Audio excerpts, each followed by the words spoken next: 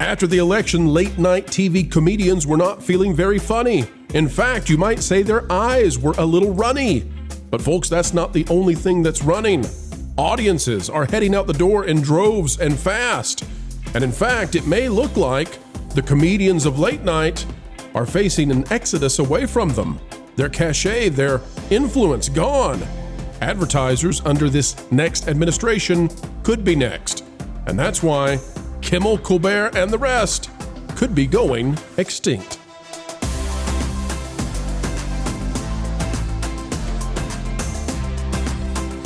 Hello, ladies and gentlemen. Welcome back to the Pro Channel. We are here to give you the angles you deserve, tell you things in ways you will not hear them anywhere else, as we, as always, are here to explain entertainment and keep you ahead of the culture curve. Today, we're talking about the upcoming extinction, and we mean it, of late night TV. And it could be the reason that the late night TV hosts are now roasting themselves with crocodile tears. We'll explain it all. Folks, click the like button, and here we go. Here we go to late night television. Yes, we're going to talk about meltdowns, but folks, we know something here that is way bigger, way more important than just laughing at these losers. The other thing we have to say is something that no one else is saying yet. And I also want to let people know before we get started, this show today, we have major, these would be headlines. Every single one of them is the leading headline story on a normal week. And the last story of the day is the one you can't miss. We are literally saving the last one. The best one is the last one. You got to be here to see it. But today we start with late night TV. From the Hodge twins, Low T, Jimmy Kimmel has a breakdown on air. We're going to take a look at Stephen Colbert after this, but this was Jimmy Kimmel. We'll see how he's handling things. I kind of worry about playing the Colbert. They may try to demonetize us on the Colbert. I don't know. We'll still play it. All right, here we go. Let's be honest. It was a terrible night last night. It was a terrible night for women, for children, for the hundreds of thousands of hardworking immigrants who make this country go, for healthcare, for our climate, for science, for journalism, for justice, for free speech. It was a terrible night for poor people, for the middle class, for seniors who rely on. He's calling out the people who voted for what happened. I mean, it's wild. We'll Go ahead, Lorena. I'm sorry. I was just going to say, as an LA refugee, because I did live in the same place with these people during a presidential election. All those people he mentioned, he doesn't care about. Right. No, I don't care about them at all. And we'll explain why he's crying. I'm going to explain it in just a moment. We'll play the rest. Here we go. Security for our allies in Ukraine, for NATO, for the truth. He's literally crying for the Ukraine. And he's literally crying. Democracy. And he hasn't been this sad since the Man Show was canceled. And decency. And it was a terrible night for everyone who voted against him. And guess what? It was a bad night for everyone who voted for him, too. You just don't realize it yet. Yeah, I'm really suffering with that 1,000-point increase in the stock market. I'm sorry. I can't take this guy seriously when this is a dude who thought appearing in blackface was a good idea. Yeah. Well, you know, he was pretending to be Karl Malone, his superstar hero. So all is forgiven, right, Jimmy? All right, let's go to Stephen. This is the one, folks. You may have to subsidize us today. You may have to be really kind on super chats because we're taking a risk. And we don't care because we're just going to do it. But this is Stephen Colbert. We'll see if CBS recognizes fair use because this is definitely newsworthy. Here's Steve. So you can see how things are going for them. That would assume that he's actually funny with the material. It's low level stuff. I just have to point out that, and maybe this is where you're going with this, Pro. Jimmy Kimmel is in the top 5 of number of times that he's hosted the Oscars over there on ABC. This is the person that Disney thinks is the right person to host the Oscars and the right person to represent Hollywood to America. And they wonder why the Oscars used to pull massive numbers and now pulls 20 million for what is supposed to be the biggest thing in Hollywood. I'm not saying that's a tiny number here, but that is only of appeal to people who are willing to get past the gag reflex of watching this man openly weep with how angry at you he is. So, and also let's remember that there are people who've turned down hosting the Oscars. That's true. Where I would like to go with this is somewhere that I don't think any other show or any other channel has discussed yet. Because I know why these men are crying. And the reason that they are crying is not because they're sad for the middle class that disagrees with them about how the middle class should be governed. That's not why they're crying. Panel, these men have terrible ratings. They have horrible ratings. They are kept on TV by two things. The first thing is there is a belief, or was a belief, by the networks that they're influential, that because they're comedians, they have influence with young people. But we saw how young people voted. They voted for Trump. These comedians, these late night hosts who are now simply partisans, they're ideological hacks, they cannot hack it with influence. They have no cachet with society.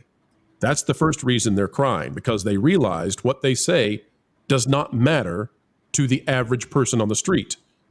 The second reason, though, that they're crying, and this is bigger. Is everybody ready for this? This is something completely out of the blue, I think. I can't wait to see him respond. Is it a diet that includes too much estrogen? Well, you're not too far off. RFK. Ooh. Let it sink in. The low ratings by late night television have been subsidized by the pharmaceutical companies. That advertising, as we talked about on the That Park Place live stream yesterday with Kiss My Grits weighing in, that industry under Trump and RFK is likely no longer going to be allowed to advertise. And if they cannot advertise on network television, these guys don't have a job. So if you're wondering why they're crying, they had one job to do, which was stop the Orange Man. And now that Orange Man is there, the money will be gone. Wait a minute. You mean the guys that were like dressing up as syringes, sponsored by the pharmacy companies, right? The pharmaceutical industry. You're saying that they're saddened now because they won't be able to get that payday, that cash cow? I'm saying that if you turn on late night TV, you will find a plethora Americans of advertisements all about things that you can't actually buy. Your doctor has to prescribe. And now, in the next year, perhaps, within the year, that's going away. And that's going to mean that Jimmy Kimmel and Stephen Colbert, when their contracts end, are likely to go away. They destroyed late night. They destroyed the legacy of Johnny Carson. They destroyed the legacy of David Letterman. They destroyed the legacy of help me out, Jay Leno. Heck, we'll throw especially Jay Leno. We'll even throw Conan in for the heck of it. They destroyed the legacy of Steve Allen. Who are you saying, Jonas? Steve Allen. Anyway, sorry. Craig Ferguson, who was fantastic, by the way. I got to see Craig Ferguson live. Great host. Did somebody say Conan? Because Conan should be in there. Yes. I did. Jonas, did you get a sip out of the snake cup? No, I did not. But man, Craig Ferguson. Oh, I love that guy. Craigie Ferg. So, but they destroyed all of that for the partisanship and to promote the meds. And now that's gone. It's totally gone. And they're on TV crying. They're on TV blaming you and crying about it because they're done. They're done. They're done. A new era of media is here.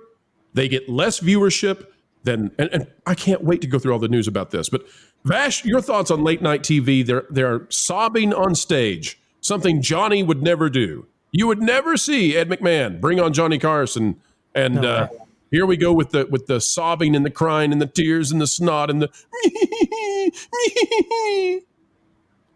which is very surprising because Jimmy Kimmel is a massive Letterman fan. I mean, huge Letterman fan. You would never catch Letterman crying, openly weeping on stage because of a presidential election. I mean, it's absolutely mind-boggling. Can I just interrupt for 1 second to say, and Letterman is very much a liberal. So yeah. I'm going to just throw that in there and hand it back to you. No, I absolutely, and it just kind of speaks to just how far late night has actually fallen. I mean, I remember late night was almost an institution. It's like whenever you were about to go to sleep, get ready for the school day. The next day, you always, ended it with late night. I just remember with YouTube, Vash. Yeah, that's kind of what's happening, right? We saw that also too with like the with the election night coverage from some of those big TV outlets. A lot of those linear broadcasting and mainstream media sources just did not do very well, even though you go on Twitter or now X, you go on YouTube, you go on, the green machine over there. All of those platforms had huge numbers, massive numbers. I mean, 10,000 plus, even with some of the little guys.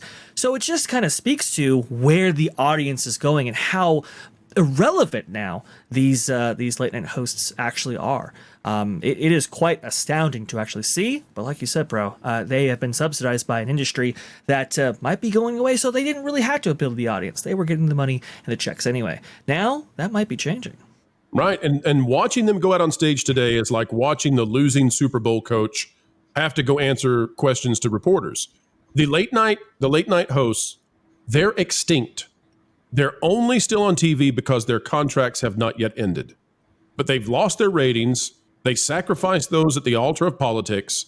The money's going to dry up, and they've lost all influence. And now the emperor has no clothes. And so they can go out there and they can make their little laughy laugh jokes.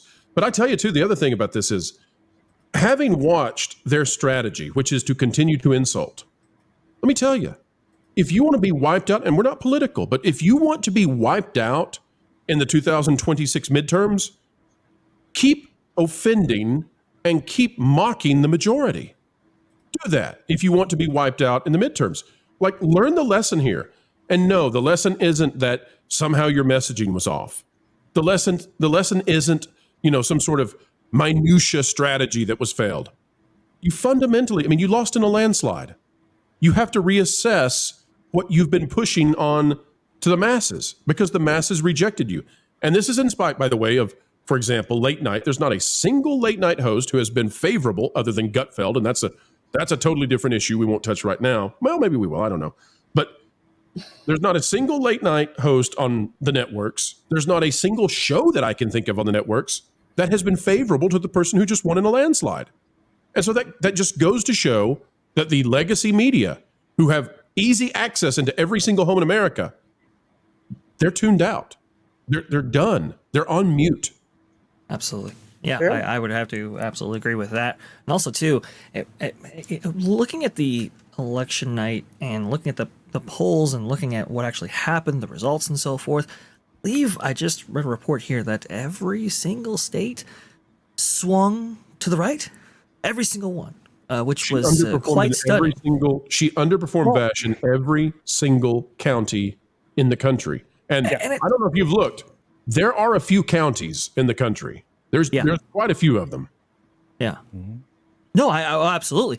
But it tells you where the country might be headed, so for these late night hosts or even Disney themselves, they zigged when they really should have zagged. All right, so let's look at a demographic breakdown because it is kind of important and it speaks to the country as a whole. Because Culture, before you do this, if you're reading off this and you want to present it on screen, I'd be keen to do that if you get ready. Okay. All right. Okay. So we have some demographic breakdowns. So you have 4 categories. You have white men, you have white women, black men, black women, Latino men, Latino women, all others. Okay. So they break it down into the 4.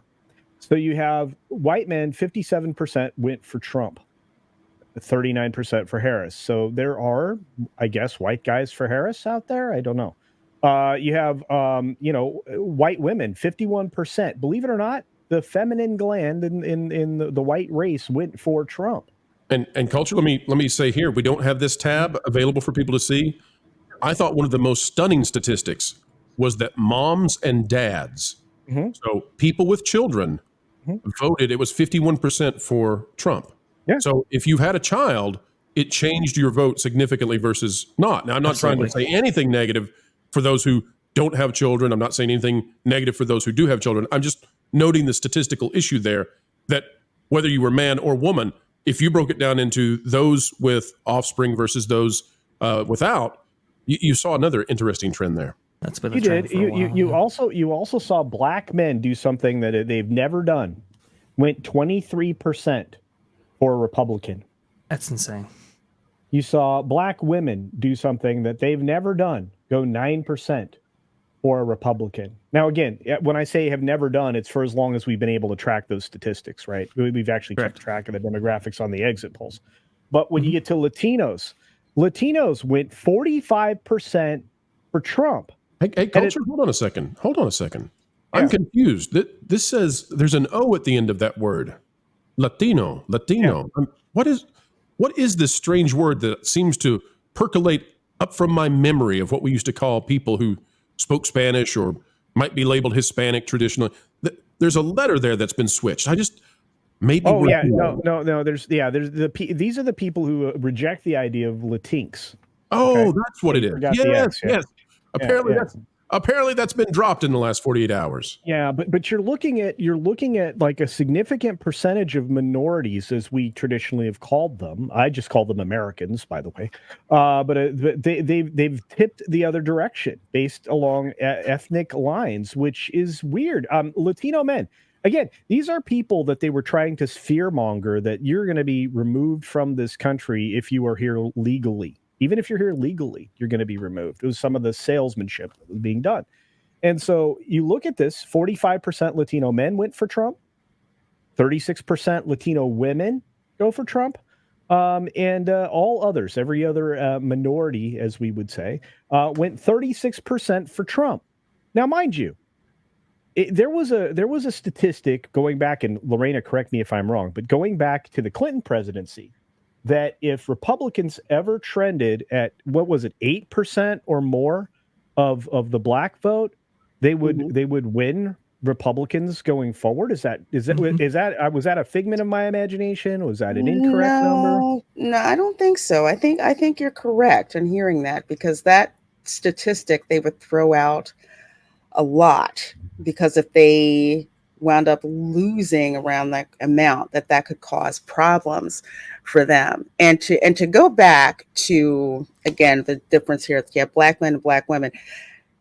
The Democratic Party has taken for granted for a long time that black people were just going to vote for them, regardless of what was going on in the economy, the things that matter to all of us. And you had a campaign that not only started to fearmonger, but also started blame, something I'd never seen before. And I got to get this out. I have never seen Democrats basically try to shame and blame black men into voting. You mean like this guy for Harris? You mean like this guy? Because there's a working class coalition that has formed underneath their noses that no longer listens to them. And one that they keep ignoring that actually exists, that's out there. And, there's some discussion that could be had about how long have these elitists been in the minority, and they've essentially used media gatekeeping to pretend as if they're the vast majority and everyone else are extremists. Well, it may be that they've actually been in the minority the entire time, and that now the dam is breaking and people are realizing there's quite a bit of scrutiny. And I don't know if we can talk about this yet, so we'll hold for now. But there's scrutiny over the number of votes. Yeah. The last election versus this election. Yeah. Where did they go? I think that's going to be a big story coming up. That's not in our area that we typically cover. But I'll just say that if it turns out that there is investigatory power put into finding out how things went down over the last 4, 6, 8 years, with a great attorney general and with great inspectors and all of that, if that happens, if that comes to fruition, well, bar the door to everybody who's like the Jimmy Kimmels and the Stephen Colberts and everybody who was involved in this, gaslighting the entire country into thinking that they had all the power and everybody was on their side. Meanwhile, the majority has been suffering under them and their rule, not only governmental, but perhaps culturally, them imposing their culture upon everybody else, when in fact, the only culture that should be imposed on the nation is culture casino, because that's a healthy, good time. It is such fun getting to spend time together, folks, but we have come to the end of yet another video. Well, that makes the mainstream scratch their heads, pull their hair out, and wonder how is it we continue to do what we do. But you know what we do this for? It's for you. To keep bringing all the knowledge of entertainment, explaining what's going on in Hollyweird each and every day. And you can help us continue on that way by clicking the like button. Share, subscribe, click it, stick it to those algorithms. It's the notification bell. Share this out on your favorite social media platforms, and we would love to have you drop a comment right on down below. Share your thoughts because, well, your thoughts truly do matter, and we mean it. As we get ready to say goodbye, we end with the common refrain. Folks, wherever you are, and whatever you're doing, keep learning, keep growing, and keep having fun.